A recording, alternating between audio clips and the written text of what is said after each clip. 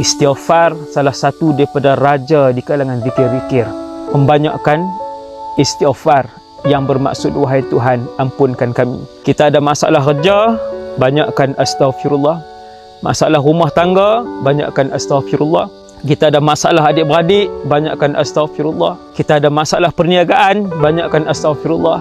Kita tertekan dengan anak-anak, banyakkan astaghfirullah. Kita tertekan dengan suami, dengan isteri, banyakkan astaghfirullah. Maka astaghfirullah ini membuka pintu rezeki, mengampunkan dosa yang telah lalu, menurunkan hujan, menyuburkan tanaman, meredakan hati yang kemurungan, dan astaghfirullah menenangkan kehidupan orang itu.